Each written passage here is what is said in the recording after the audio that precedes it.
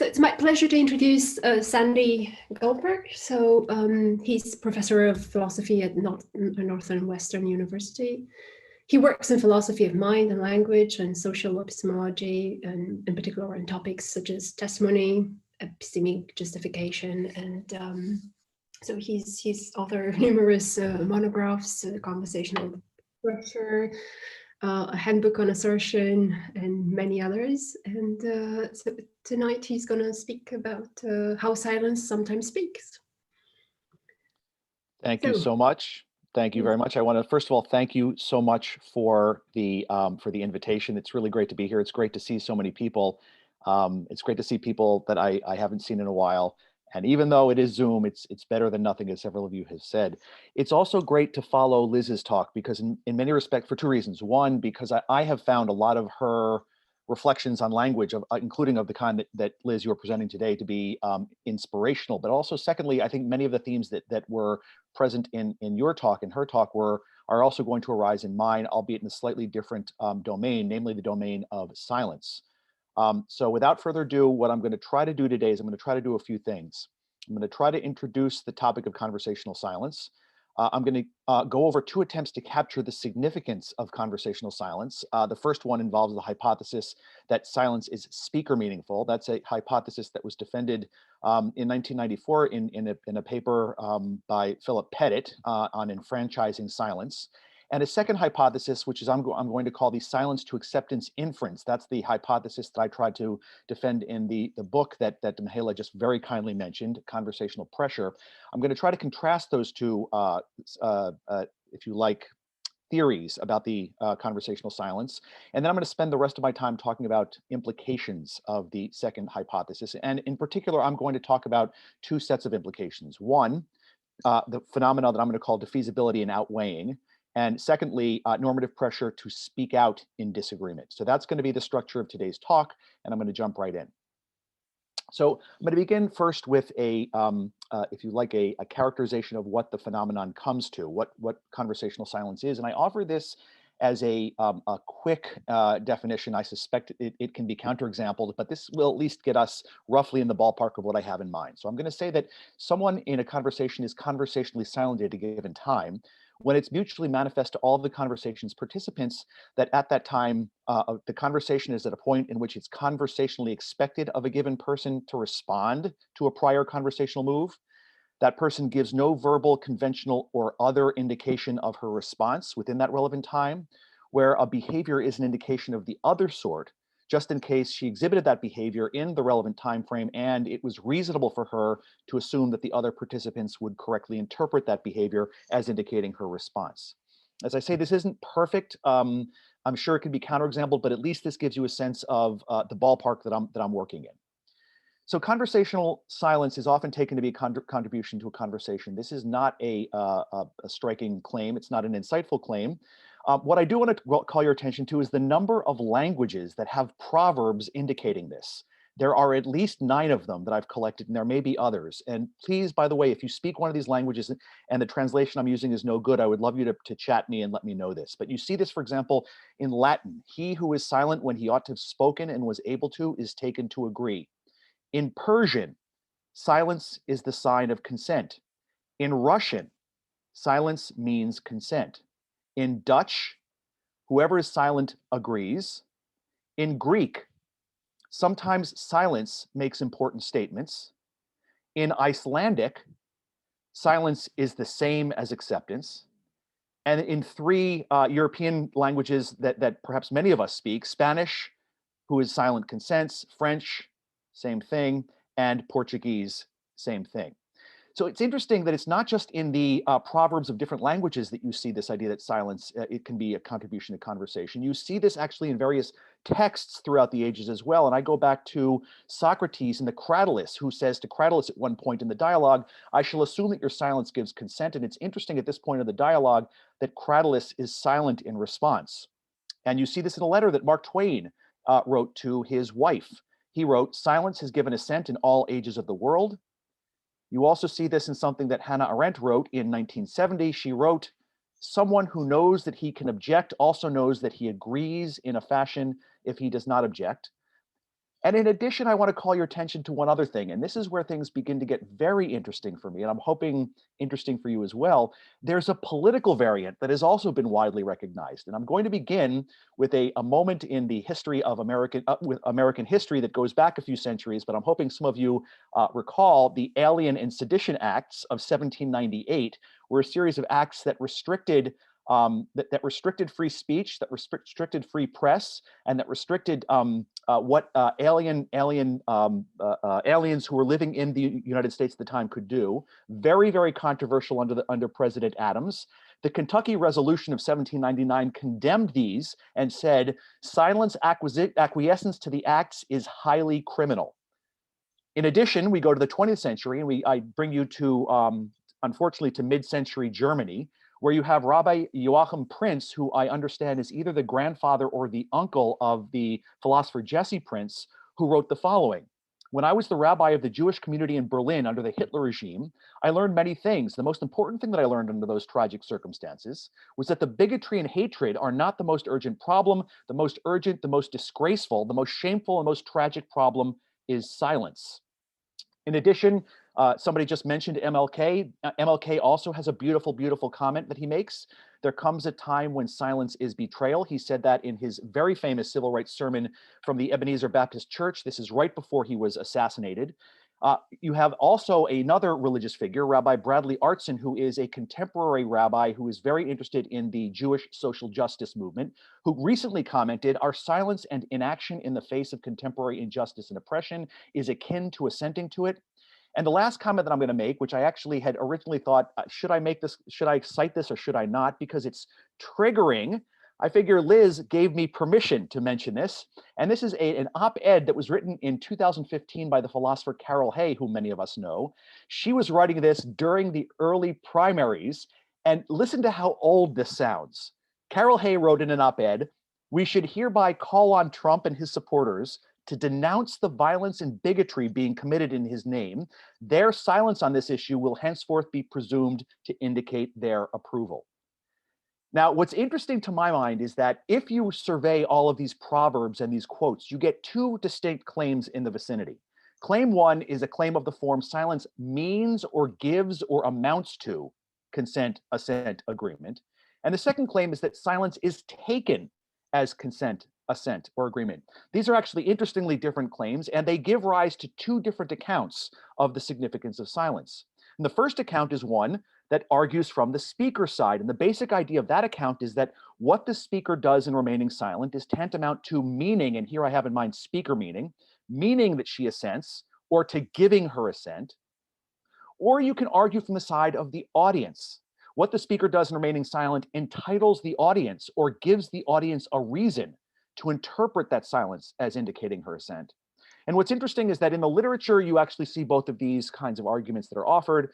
Pettits' 1994 argument, which I'm going to go over in a moment, actually defends the hypothesis that under certain conditions, one's silence speaker means that one assents or approves of what one heard. Whereas the line that I wanted to try to argue for in my recent book was to defend the hypothesis that under certain conditions, audience members are entitled to interpret one's silence as indicating one's assent. And here I just flag a really nice point that Liz made in the end of her talk, with which I heartily agree. And that is, I want to try to suggest that this is a case very often in which the intentions of the person don't matter. We want a notion of significance, or if you like, meaning that isn't tied to speaker intentions. And that's the kind of view that I'm going to try to argue for after I present Pettits' view. So Pettits' argument is an interesting one because he was trying to understand the conversational significance of silence in the context of an argument that was ultimately aimed not at characterizing the significance of silence, but of arguing for the importance of free speech. So Pettit claimed the following. He said in this 1994 piece, when we live under a well-functioning political regime which includes robust free speech protections, our silence is a choice that speaks for itself. He calls this the enfranchising of silence. He says that what the silence says in such circumstances is that the silent subject approves of what she observes. These are quotes from the paper. And the enfranchisement of silence itself is a political good. This is precisely why we want a free speech regime. The enfranchisement of silence is a political good for at least three reasons. First, it empowers citizens to participate in the discussions of the day, even in their silence. Secondly, it is a crucial mechanism in the generation of consensus, which he thinks is central to our social identities. And then third and finally, it helps us to police one another's behavior through making it easy and cost-free to manifest our attitudes to one another. So this is Pettit's background. The theory of silence that he gave is essentially a theory that appeals to Grice's paper, 1957 paper, Meaning. So it's going to be a matter of silence becomes, as it were, as if speaker meaningful. And here's the line that he argues. He says, the core requirement for meaning or communication by the sort of theory associated with Paul Grice is that the following conditions hold as a matter of common belief: that the speaker intends her audiences to form a certain belief or related state, that she intends that they recognize that intention, and that she intends that their recognition of this intention help to lead them to fulfill it, help to get them to form the relevant belief. It will be clear then that under our account of silence in the presence of freedom of speech, the silent observer gets as close as makes no difference to the position of meaning or communicating by her silence that she approves of what she observes. And he goes on to say, silence in the presence of freedom of speech is itself capable of becoming a form of meaning and communication. Silence is enfranchised. Now, Pettit's argument is actually one that's well known, and I'm glad that Ray is on, because Ray actually came up with what I regard as a very, very important worry for a view like this, and that is that Pettit's account seems to overgenerate. That is to say, even given the free speech protections, there are all sorts of factors whose presence should make it manifest that an audience's silence is not to be regarded as expressing her approval. Langton herself was worried, as I recall, about conditions of oppression and conditions under which it would be very costly for someone to speak up. And I think that Langton is absolutely right about this.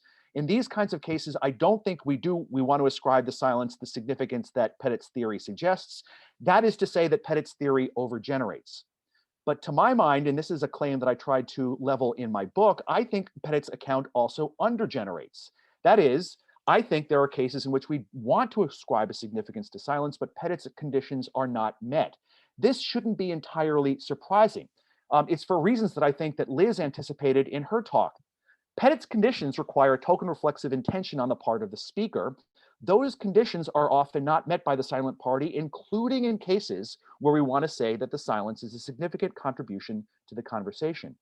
In a way, I think that these cases are more like the case that Grice described in the 57 paper of the parent who leaves the broken china out for the other parent to find. Grice himself was explicit that that was not a case of speaker meaning, because although the parent who left the china out intended in leaving the china out to have an effect on the other parent, and although the parent who left the china out intended for the other parent to recognize that, the parent did not think it necessary or did not intend for the effect to come by way of reasoning from that very intention. So the very complicated conditions that Grice laid down in the 1957 paper for meaning, for speaker meaning, for non-natural meaning are not satisfied in this case. And I think that is the relevant analogy in many of the kinds of cases where there is conversational silence. The third criticism and final criticism that I have for Pettit's account is that the appeal to speaker meaning is simply not necessary. I think we can capture the significance of conversational silence in another way, and two of the chapters of my recent book attempt to do just this. And I talk about this in terms of the silence to acceptance inference. My thesis is this, that in conversations, competent language users have a reason to assume the following. An audience who is manifestly silenced in the face of a publicly made assertion has not rejected that assertion. I say competent language users have a reason to assume that, and what I'm going to try to do is I'm going to try to convince you of that, and I, like Pettit, I'm going to try to convince you of that by appeal to Grice. But the Grice that I want to appeal to is not Grice 1957, it's Grice 1968. It's the Grice of logic and conversation. So here are the themes that I want to stress from Grice. These are quotes that we all know almost by heart. He says in Logic and Conversation, I would like to be able to think of the standard type of conversational practice not merely as something that all or most do in fact follow, but as something that it is reasonable for us to follow, that we should not abandon. Anyone who cares about the goals that are central to conversation or communication, such as giving and receiving information, influencing and being influenced by others, must be expected to have an interest, given suitable circumstances, in participation in talk exchanges that will be profitable only on the assumption that they're conducted in general accordance with the cooperative principle and the maxims. So here's the argument that I now want to give. And the argument that I'm giving is the argument for the thesis that you see at the top of my slide. I should point out that all four of these premises of my argument are controversial. I don't think any one of them is obvious. I do think that all of them are plausible, and in the book I try to give a case for them, and I'll be happy to tell you what I think the case for them is here. But this is the kind of thing that I think you can get out of Grice 1968. Conversations are cooperative activities. If you're in a conversation, you're entitled to assume that participants are cooperative. Given the nature of assertion, for example, as a request to update the common ground, rejection of the assertion is the dispreferred response. And it is not cooperative to endorse a dispreferred response without indicating that one is doing so. Before I quickly get to the conclusion, let me just point out something about premise 3 and something about premise 4. Premise 3 in the, for example, as a request to update the common ground, that, as all of you will know, is Stallnacher's view about one of the essential effects of an assertion. My sense, and in the book, I tried to argue that you can actually give versions of premise 3 that don't depend on Stallnacher's conception of what assertions do or what their essential effect is. But I find that the Stallnacher perspective, along with the common ground idea, is actually very helpful here. Premise 4 is an interesting premise, which I'm happy to come back to if people are interested in talking about it. I think there actually are two interesting arguments for it. I don't have time to give either one of them here. Let me just say, if these four premises are all accepted, I think the conclusion you get to is that when in a conversation, one has a reason to think that if it is manifest that a participant is silent in the face of a publicly made assertion, she has not rejected it. Why to do otherwise would be uncooperative. Two quick comments on this. If we assume, and this is a Stallnacher assumption, if we assume that only two responses are available to participants, that is, accept or reject, then one who's observed an assertion but did not reject it has accepted it, and so you can strengthen the conclusion. And secondly, if we assume that a legitimate default assumption is that conversations are, as I call, serious, that is, they're aimed at exchanging reliable information, we're not just kibitzing with one another, then one who's accepted an assertion can be taken to believe it. Those are additional assumptions that I won't bother defending here. I think they're both plausible, but I won't bother defending them here. I talk about what you have a reason to think if you're in a conversation. That reason I'm going to call the Grice-inspired reason, and that's the reason that's doing all the work in my theory. It's a reason to think that if it's manifest that a participant is silent in the face of a publicly made assertion, she has not rejected the assertion. That's what the Grice-inspired reason is, a reason to believe, or that's what it supports. I want to now comment a bit on that reason and on the rationale that supports it. And in doing so, I'm trying to bring your attention to the reasons that I prefer my theory over Pettits when it comes to capturing the significance of conversational silence. So first of all, there's a nice contrast with Pettit, in that where Pettit proposes to construe the significance of conversational silence from the perspective of the speaker, that is in terms of speaker meaning, I'm doing so from the perspective of the audience in terms of what they have reason to assume about fellow members of the audience when those members are silent. Secondly, there are some really nice features of the Grice-inspired reason. Keep in mind that this is a reason that backs the assumption that an audience who's manifestly silent in the face of a publicly made assertion hasn't rejected the assertion. Here are some really nice features of this reason. First, it's defeasible. I don't really mean that it is defeasible. What I mean is that the rationale that supports it is defeasible. So the reason in question derives from the assumption of cooperativity. Consequently, if you have a reason to suspect that you're in an uncooperative context, the entitlement to presume cooperativity, and I would add with it the Gricean rationale that underwrites the Grice-inspired reason, is itself defeated. And secondly, the Grice-inspired reason can be outweighed. So again, it derives from the assumption of cooperativity. But if it's salient that the silent audience member has weightier reasons to remain silent, the Grice-inspired reason is outweighed. I like both of these features because I think these features enable us to avoid what otherwise are uncomfortable counterexamples to a theory of silence that would have us attribute silence, for example, under conditions of oppression, the kind of thing that Ray Langton was worried about in her paper. it also, I think, enables us to tailor our account of silence to the contexts in which there are all sorts of other reasons where the silence does not, in fact, mean acceptance, and it wouldn't even be interpreted as meaning acceptance. And I think we can get an account of that through the mechanisms of defeasibility and being outweighed. But the third thing that I want to say, third feature of the Grice-inspired reason, is that it has the potential for underwriting normative pressure to speak out. And this is something that goes back to my point earlier. This is where things get really interesting, because this is where I think we might be able to connect a theory of conversational silence with a theory of what we might call political silence. I'll get to that in just one moment. So let me, in this last section, deal with the implications. First, with the defeasibility and outweighing. So I want to suggest that there are many scenarios in which the Gricean reason would be defeated or outweighed in the manner that I was suggesting just a few minutes ago. These include scenarios in which it would be reasonable to think that any one of the following conditions obtains. It would be practically difficult for the audience to indicate her reason. It would be socially improper for the audience to indicate her reason.